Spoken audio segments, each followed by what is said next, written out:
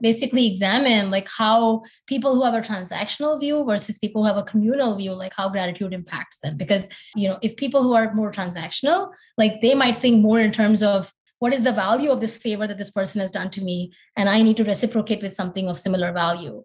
And people who are sort of more communal, they might say, okay, this person's done something nice for me, I'm going to do something nice for them.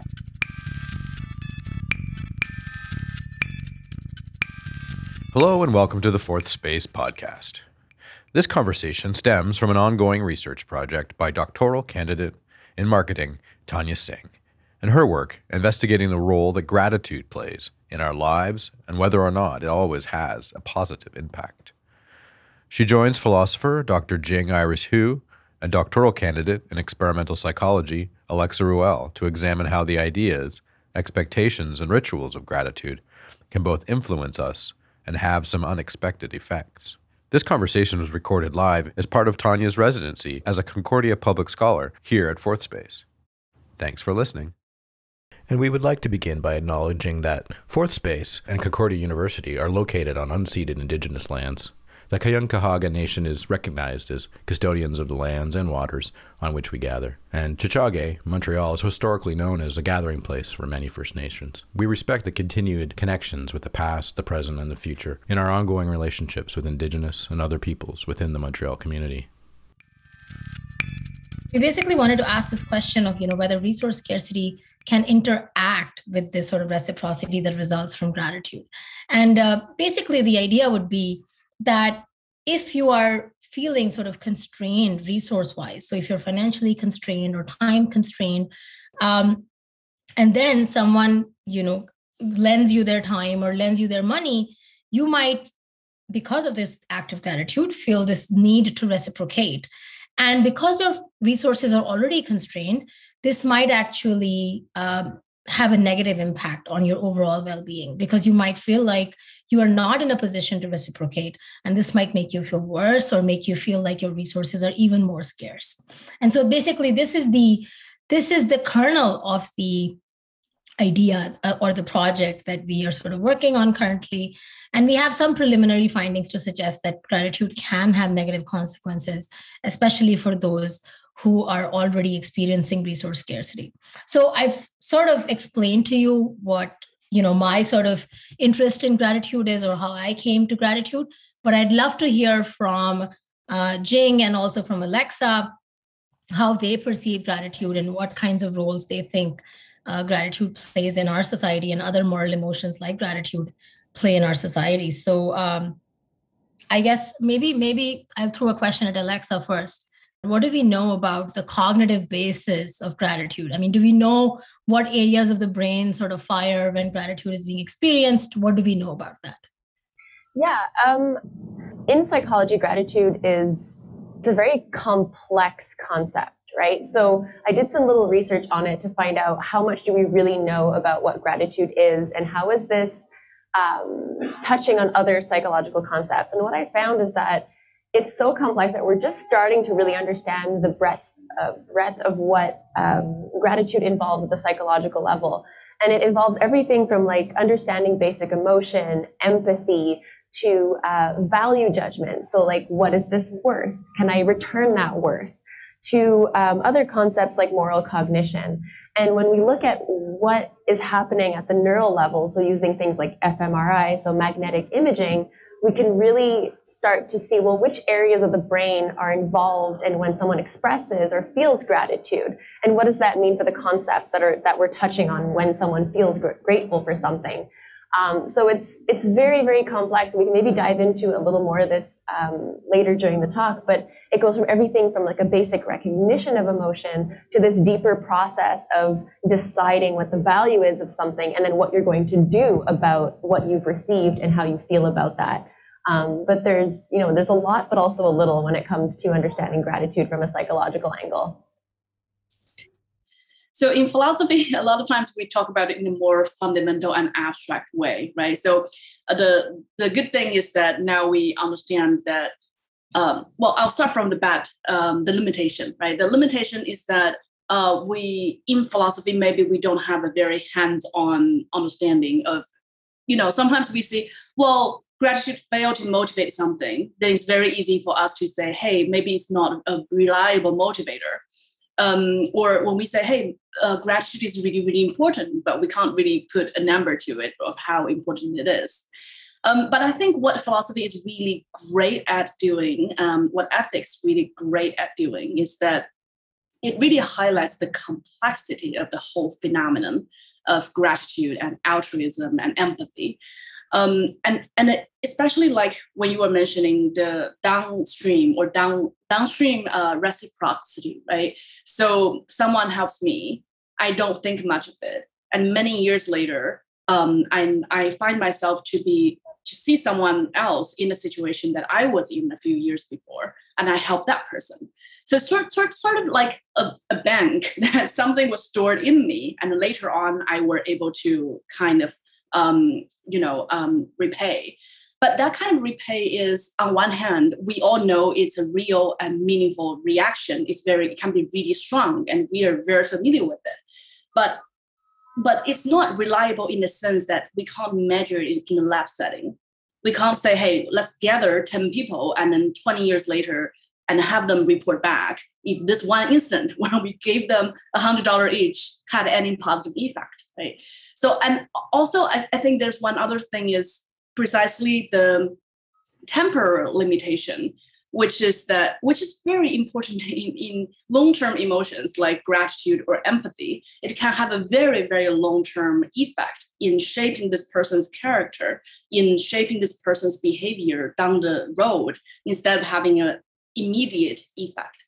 And I think the most fascinating part of this emotion is precisely that when it has an immediate reaction, even though sometimes it's reliable and we expect it to have an immediate reaction, it's very weak and flimsy when it's immediate.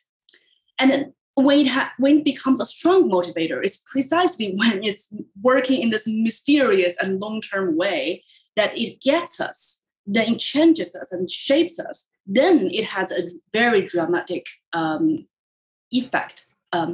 So I think that's one thing that I think philosophy and I might personally find really fascinating is precisely how sometimes almost mystically these emotions work in the long run, and not only just for ourselves, but also in fact other people, and then sometimes create a positive feedback loop, that lasts for generations. So I thought that's something that I'm really interested in.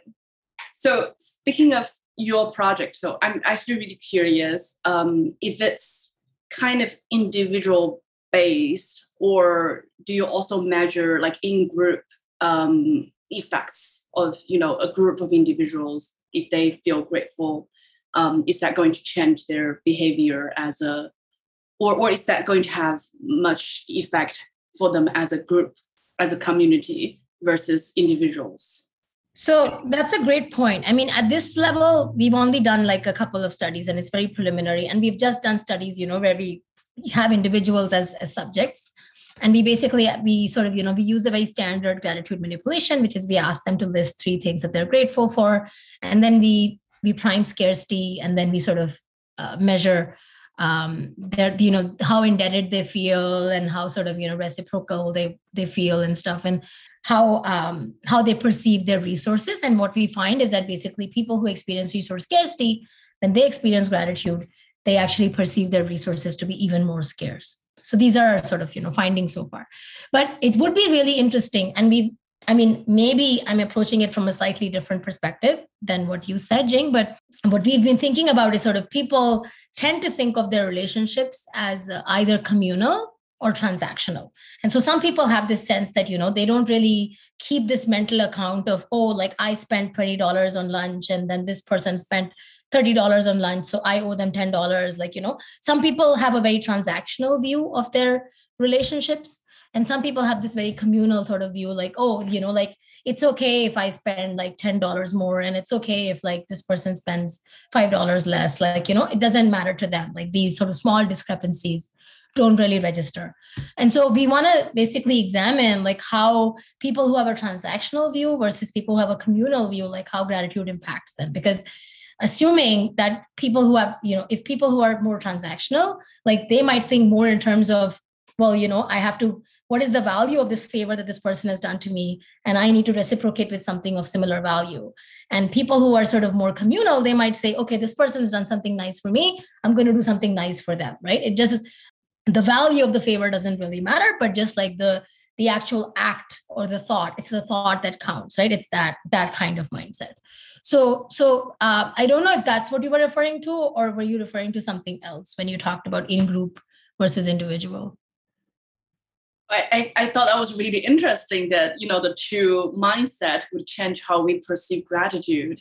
But I was actually getting at a different point, which is that if the enhancing, if the promoting of the emotions such as gratitude, is that going to change, let's say, the atmosphere of a whole office, right? Instead of just this one individual's life, because our action, our emotion impact other people, and other people's behavior also impacts us.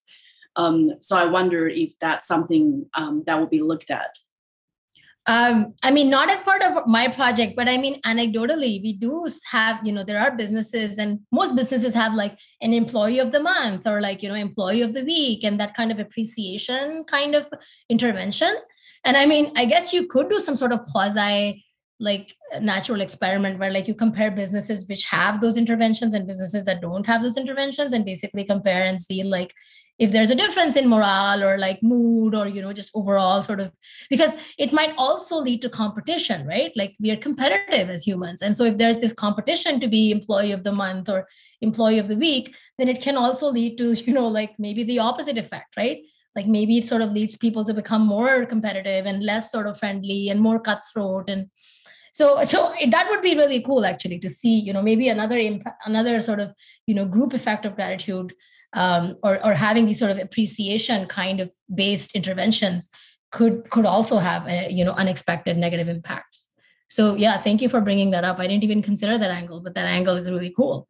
So I'm really curious because Alexa was talking about the physiological aspect of gratitude.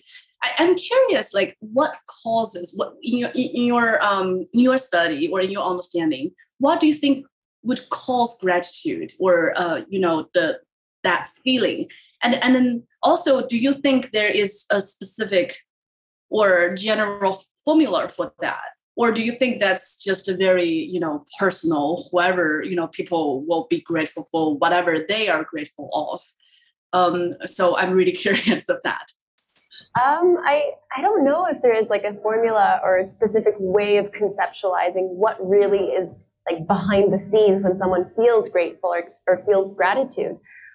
What I found so far in kind of looking more into it in preparation for today was that it's really complex, right? And you have to be able to recognize emotion, right? So first there's like all that recognition of emotion. There seems to be some things that are well understood and some factors that all kind of intertwine to lead someone to feel grateful for something. But it's not fully understood in terms of, well, is that the same for everyone?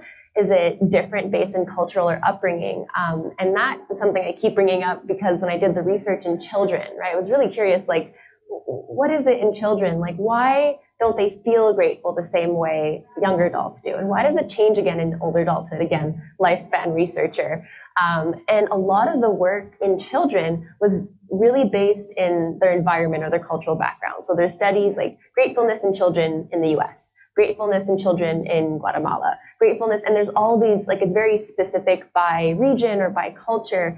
And what was interesting to me is that that may play a huge factor as well. So all this rambling to say that I don't think there's a specific formula to it, but there seems to be like slowly piecing it together to really understand, well, what is it that's contributing to this really complex emotion on the psychological angle?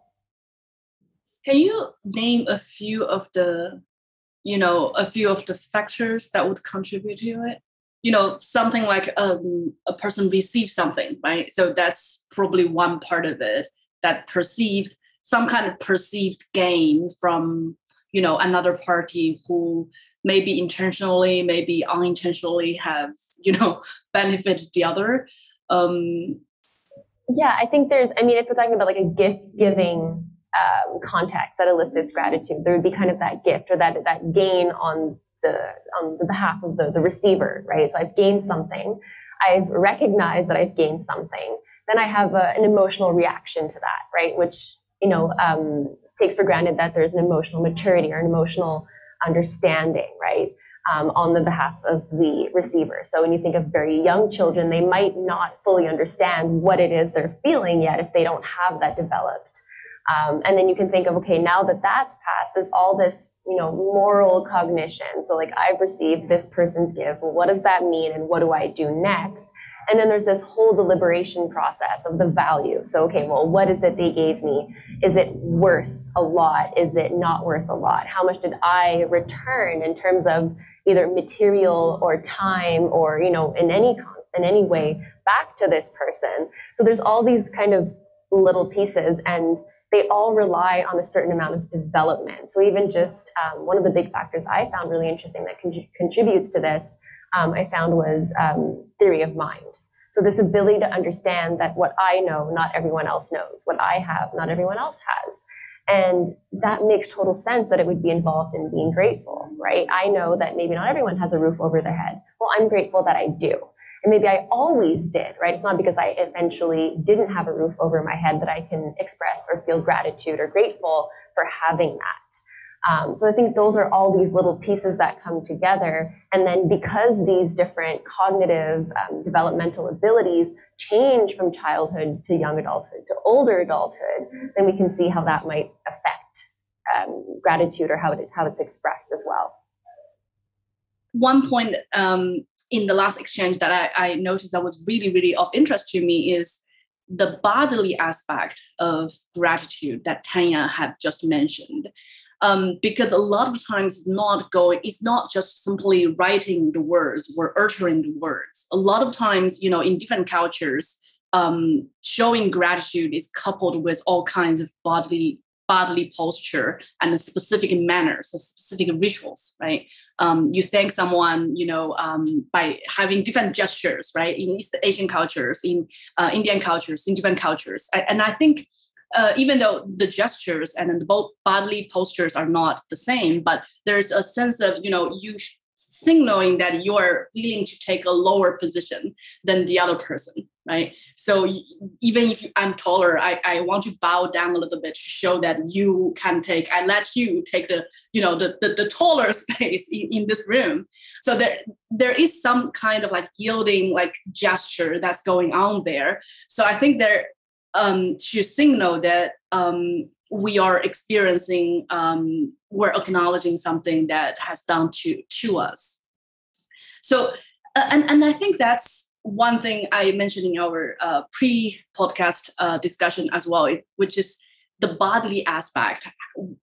How and can that be factored into a lab setting or the survey setting, right? So even if it's just cases where a person have to, maybe put themselves in a bodily posture that's frequently associated with showing gratitude, and then think about the things that they are grateful of, right? Mm-hmm. Rather than just sit in front of the desk, think, okay, 5 things I'm grateful of.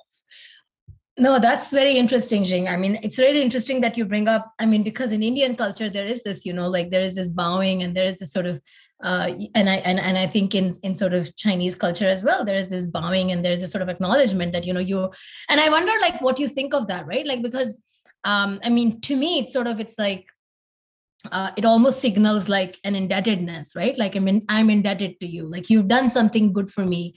And I am sort of, showing you that I'm indebted to you. And I wonder how you interpreted that and how you think that sort of like, what sort of moral philosophy has to say about that? Like, what does the bodily posture indicate? I think there's a connection between our beliefs, our mental state, our emotion, and as well as our, physical state, right? Bodily gesture.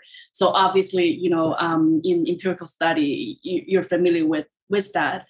And in philosophy, in some of the non-Western traditions, it's also very prominent that all these things are really very much connected, right? So in Western philosophy, we think that the most important thing happens here, right? But there are a lot of different traditions as well as empirical studies seem to suggest does not happen here. It happens all over in our body, right? Our decision making and our feelings. So I do think that the bodily exercise and the bodily gesture, it's closely associated with our feelings. And our feelings are emotions are extremely important in certain senses, because if we just bow down, or if we just do something without actually feeling it, or if we just say something without actually feeling it, that's not necessarily so. I think in daily communication, sometimes it's okay for us to have the gesture, but not always have the emotion coupling it.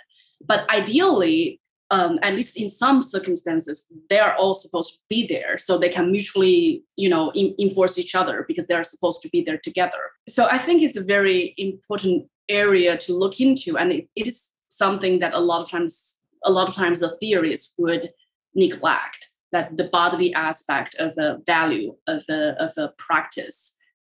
We're realizing as we come to, as our conversation is sort of wrapping up, I think, because time is coming to a close, that gratitude, is, at the beginning, we sort of said, it's very complex, as Alexa said, and now we're sort of realizing that, yes, there are potentially many sort of, and negative consequences of gratitude if we start to examine it from these sort of different perspectives. And yeah, we've definitely raised some really, really interesting questions. Hopefully, these are things that we can, in the course of our own research, try and unpack, or, hopefully, give other people who are interested in gratitude a direction that maybe they can pursue research in. So I hope that it's useful to people. Thank you, Jing, for participating, and thank you, Alexa, for making the trek and going to campus and being there to represent us. Thank you. Thanks, everyone. Great conversation. I've learned a lot, like last time. Yes, it was really, really fun. Thanks again. If you have an idea for a podcast, please let us know. You can contact us by email at info.4@concordia.ca or find us on social media at CU Fourth Space. We'd love to hear from you. The Fourth Space podcast is hosted by me, Douglas Moffat, and produced with Anna Voklavec. Editing by Chanel Lees Marshall and Maximus Delmar. Social media and web support by Kari Valmstead. And our theme music, courtesy of Supercontinent. Thanks for listening.